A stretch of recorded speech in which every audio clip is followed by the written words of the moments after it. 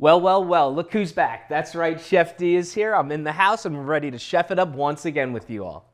Yeah, we are so happy to announce, back by popular demand, another season of the Proforma Family Cooking Show. Season 2 is still cooking. My wife, Catherine, and I can't wait to be your host next season. We sure can't. That's why we're here to celebrate with the lovely Donna Raucher. Well, gang, I'm delighted to be here sharing my mom's Christmas brunch bake recipe that's delicious year-round, not just at Christmas.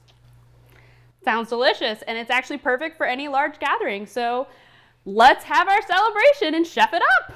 So we have a bowl here, and we have 1.5 cups of Bisquick.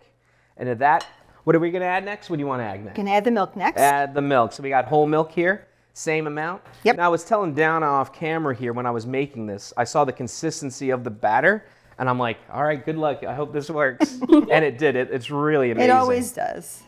Sounds delicious. So how did this come about? I know that you said that that's kind of your back history, but you say you like to add the ham, popular demand. Yeah, I've made it for brunches. I've made it for Easter. I make it any time we actually have like a large gathering because it's an easy recipe to double, which is great. We call it my mom's Christmas brunch break, and she'll jokingly say, I got it off the Bisquick box. So it's really not her recipe, but it's just one that we just associate with her. Don't slander her good name. We just associate it with her. Aww. So you saw we added some eggs. We have some sugar as well, a little sweetness. We're going to switch to a spatula since we're going to be mixing. We have some diced apples here. These are Honeycrisp, which I believe you had that. Is that in the recipe, or you were saying what apples do you like? I prefer Honeycrisp. Macintosh also work really well, but they're a little bit harder to find lately. Some ham. Now, you had them peeled. You don't have to peel your apples, and we got some ham here. And I know you mentioned other meats that you would use. I've done turkey sausage, I've done regular sausage, and I've done bacon. And I've also done, not Taylor ham, but all that, so. In fact, if you got a good Taylor ham, so. Being Christmas, if you have a good any leftovers of your Christmas ham, there you go, or whatever you got. See, Mike, now we have a new option to work with our Christmas ham. Yes. We have a nice casserole dish. This is a 9x13, but anyone generally this size, so not the larger one. Although if you doubled it, it definitely would fit in a larger one. Yeah. And we're going to add him right in. Ooh. Ah.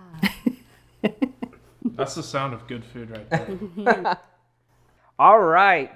We had our casserole just out of the oven, and I had to stop. Chef D is not infallible, believe it or not. Donna said, we got to put cheese on top. What did you say happens in your family? I said my family would revolt if there wasn't cheese on top because there's not anything that doesn't need more cheese in my family. Agreed. Mike and I, same the household. We would have revolted. I love the edge pieces. Those are my favorite. That is so good. That's really wow. Good. Simple, easy. More cheese is never a bad call. Oh, yeah. Agreed. More cheese is always better. Definitely. Wow. All right. Well, this got me so hyped for season 2. Me too. And I hope everybody watching as well. Thanks for the delicious recipe, Donna. Thank you all for having me. Really had a lot of fun. Thank you. All right, so guys, submissions are now open. So get your recipes in and get prepared for another enticing season.